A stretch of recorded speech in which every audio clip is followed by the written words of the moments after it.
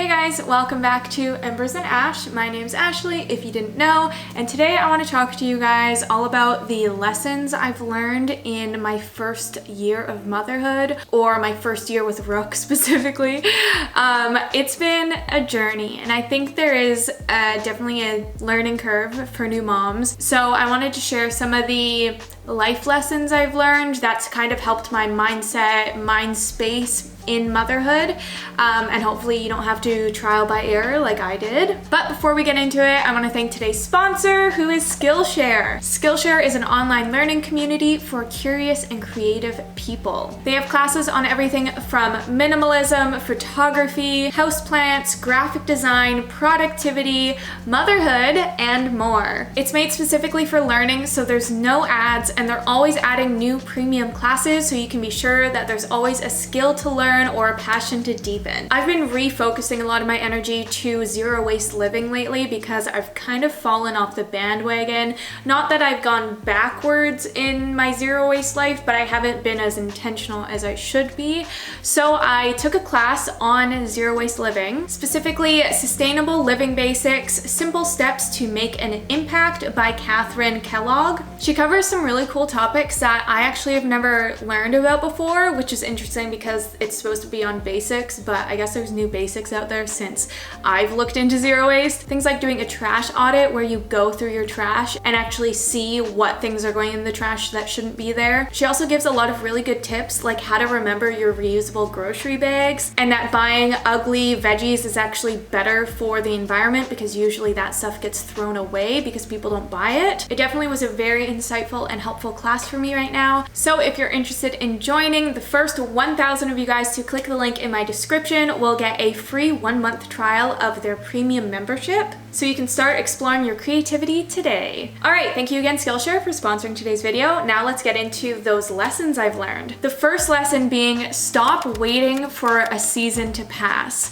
This one's easier said than done, but I found especially in the early days, it was like you'd enter a hard season and you're like, it's okay, I just need to get through it. And I found that that caused me more trouble than good because you're always gonna have hard seasons in motherhood, as far as I know anyways, especially in the first year. There's so much change that your child goes through. There's so many developmental leaps that there's always gonna be a hard season. And if you're just waiting for them to end, you're gonna miss out on your child's whole first year. And it's really hard to try and enjoy those hard phases or those hard stages. But I find if you try and be intentional about seeing the good side of things or doing some gratitudes, it can really help change your mindset from waiting to appreciating what you have in that moment. Like when your child is 3 months old and is breastfeeding every 2 to 3 hours, it can be a lot of hands-on work, but at the same time, something I miss about that stage is that you can just leave them on the ground and they don't move anywhere.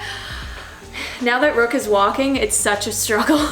So yeah, just trying to appreciate the good things you do have in those hard stages because they are there, they just can be like muffled by the tough parts. The next lesson I learned is that kids aren't cookie cutter. And I think I was told this, but so many of the books that you read, if you do read books on motherhood, kind of make kids seem like they're cookie cutter, even if they say, here's a range of how they're supposed to act or a range of how they're supposed to develop. It still like puts them in a box, and if your child isn't in that box, it can be really stressful. But every kid is different, every life situation is different, that you can't just group them all together.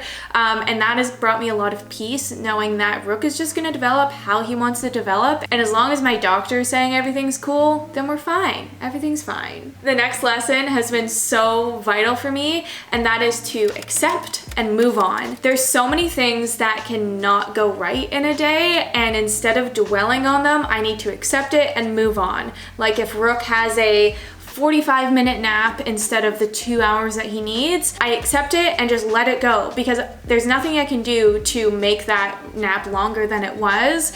So why dwell on those things? Instead, I can just plan for the next nap to be better, or just accept that maybe he's not gonna get a great sleep that night.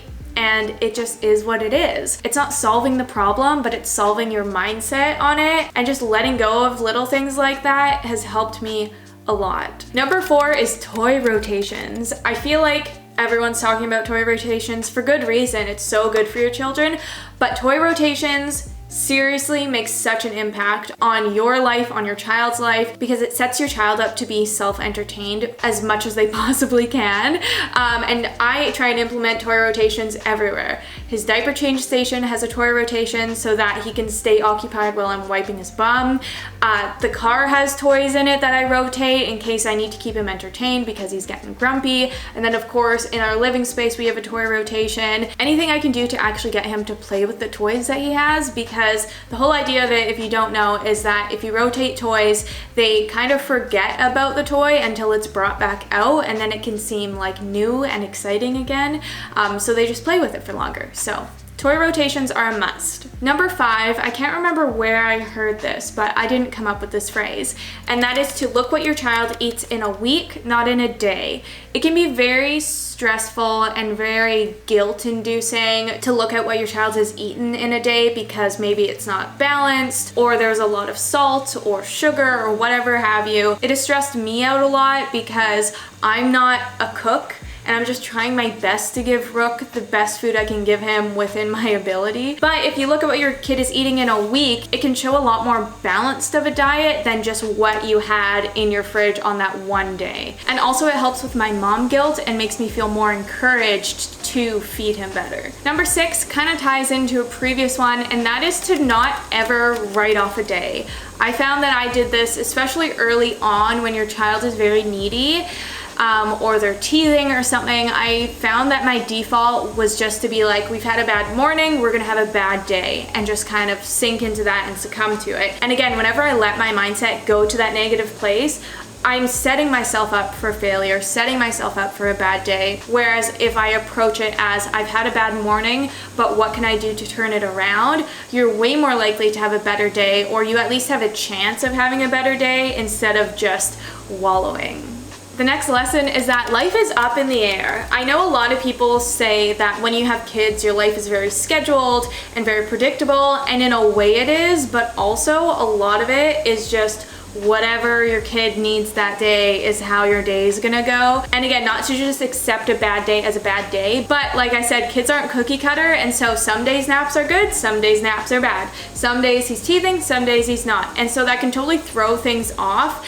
And so I need to stay flexible because my son is flexible. Number 8 is something that I learned in the past few months, and that is that sometimes it's a good idea to sacrifice a nap so that you can live your own life. Of course, as mothers, we are living to keep our children alive, keep them entertained, make them have the best childhoods that they can have.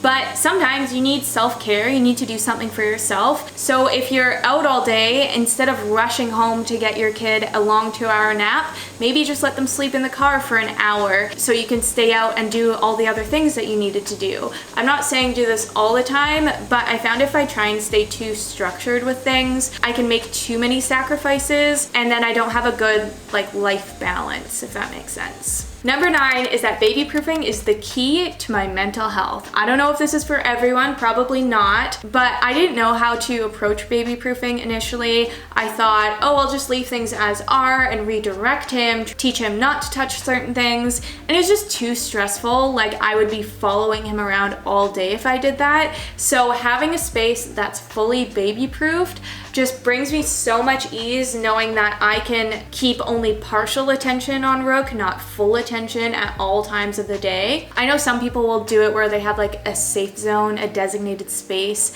where your child can run free. Maybe because I'm in a smaller home, it makes more sense that our whole living space is that safe zone. But for myself, it's been great for my mental health. So I would strongly encourage you guys to baby proof to the max. And number 10 is to schedule intentional time with my baby. That might seem kind of weird because a lot of time we're trying to get freedom from our children because they need us so much, but I found that sometimes I can only focus on giving Rook his needs and not actually spending intentional time playing together, reading, just hanging out, being in each other's presence intentionally. So I'm trying to really focus on that lately, and maybe you don't have to be, on the ground playing with them, but maybe on the ground just watching them play, being there for them, showing them that you are giving them attention, I think is really good. And like I said, I can just easily forget and not do that. So I'm trying to be intentional about it. Okay, those are the 10 life lessons I learned after 1 year of motherhood. I hope you guys enjoyed. Let me know if you have any life lessons that you've learned that you'd like to share. Thank you so much for watching. I hope you enjoyed this one, and I'll catch you in the next one. Bye.